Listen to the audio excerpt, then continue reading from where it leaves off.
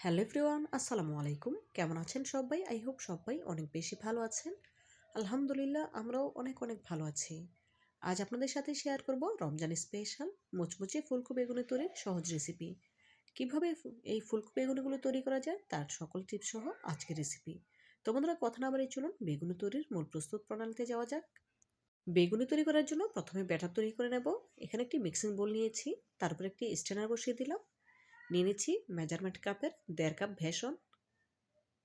বেসনটা আমি খুব ভালোভাবে চেলে নেব।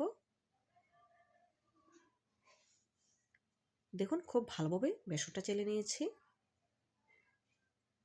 এখন এর সাথে অ্যাড করে দেব কিছু শুকনো মশলা, 1/2 চা চামচ লাল মরিচের গুঁড়া, 1/2 চা চামচ হলুদ গুঁড়া,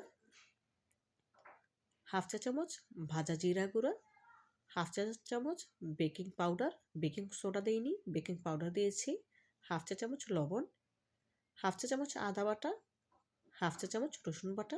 সবগুলো উপকরণ এখানে আমি 1/2 চা চামচ করে দিয়েছি। এখন একটি হ্যান্ড উইক্সের সাহায্যে খুব ভালোভাবে নেড়ে মিশিয়ে নিচ্ছি। দেখুন খুব ভালোভাবে নেড়ে মিশিয়ে নিয়েছি। এখন এখানে অ্যাড করে দেব নর্মাল পানি। অল্প অল্প পানি দিয়ে আমি বেসনের ব্যাটার তৈরি করে নেব। একসাথে বেশি পরিমাণে পানি দেব না, এতে করে ব্যাটার অনেক বেশি পাতলা হয়ে যেতে পারে। সেজন্য আমি অল্প অল্প পানি দেব আর ব্যাটার মিশিয়ে নেব। দেখুন বেগুনের জন্য ব্যাটার আমি পারফেক্টভাবে তৈরি করে নিয়েছি। আর 3 থেকে 4 মিনিট খুব ভালোভাবে ফেটিয়ে নিয়েছি। এখন এই ব্যাটার আপনাদের দেখিয়ে দেব কতটা ঘনত্ব রেখেছি। একটি আঙুল চুবালে দেখুন আঙুল থেকে এক এক ফোঁটা করে পড়ছে, খুব বেশি পরিমাণে পড়ছে না। আর আঙুলের গায়ে খুব ভালোভাবে ব্যাটার লেগে আছে। আঙুলটি দেখা যাচ্ছে না, দেখেই বুঝতে পারছেন। এই অবস্থাতে রেখেই ব্যাটার রেডি করে নিতে হবে। এর থেকে বেশি পাতলা করবেন না, তাহলে কিন্তু আবার বেগুনিটা পারফেক্ট হবে না। এই ব্যাটার রেস্ট রেখে দেব 20 মিনিটের জন্য। ফিরছি 20 মিনিট পর।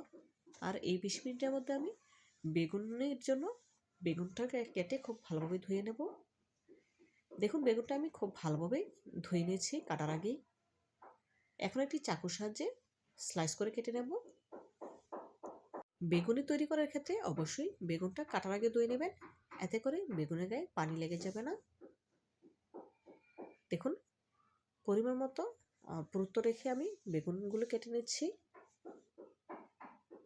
খুব বেশি পাতলা করা যাবে না, আবার খুব বেশি মোটা করা যাবে না। আপনাদের দেখিয়ে দিচ্ছি বেগুনের পুরুত্ব কেমন হয়েছে। এতটা পুরুত্ব রেখেই বেগুনগুলো কেটে নিতে হবে। এখন বেগুনের গায়ে লবণ আর মরিচের গুঁড়া মেখে নেব। সেজন্য একটি ট্রেতে তুলে নিয়েছি।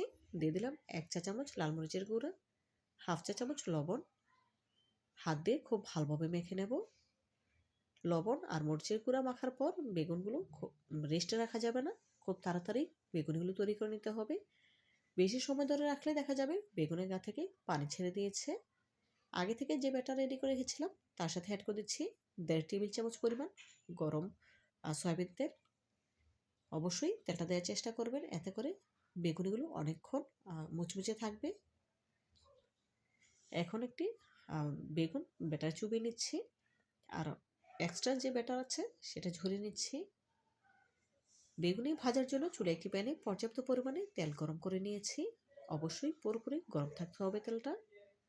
বেগুনে তেলে ছাড়ার পর গ্যাসের ফ্লেম মিডিয়াম হিটে করে দিয়েছি। বেগুনিগুলো উল্টে নিচ্ছি। শুরু থেকে শেষ পর্যন্ত গ্যাসের ফ্লেম মিডিয়াম হিটে রেখে বেগুনিগুলো ভেজে নিতে হবে।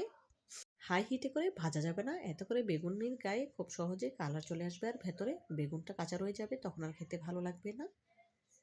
সেজন্য শুরু থেকে শেষ পর্যন্ত গ্যাসের ফ্লেম মিডিয়াম হিটে রেখেই কয়েকবার উল্টে পাল্টে গোল্ডেন ব্রাউন কালার করে ভেজে নেব।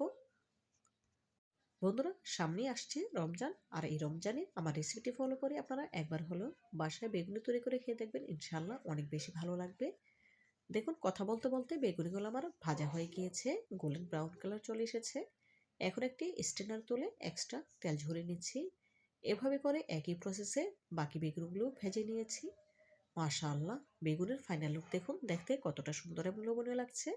দেখতে যতটা সুন্দর হয়েছে খেতে ততটাই মজাদার, ততটাই মুচমুচে হয়েছে। তো বন্ধুরা, আমার রেসিপিটি ভালো লাগলে প্লিজ লাইক, কমেন্ট এবং শেয়ার করবেন। আর আমার চ্যানেলটি সাবস্ক্রাইব করে পাশে থাকতে একদম ভুলবেন না। আজকের মতো বিদায় নিচ্ছি। দেখা হবে নতুন কোনো দিনে, নতুন কোনো রেসিপিতে। ভালো থাকবেন সবাই আর আমার জন্য দোয়া করবেন। যেন প্রতিনিয়ত এমন আরও নতুন, নতুন রেসিপি আপনাদের উপহার দিতে পারি। আল্লাহ হাফেজ।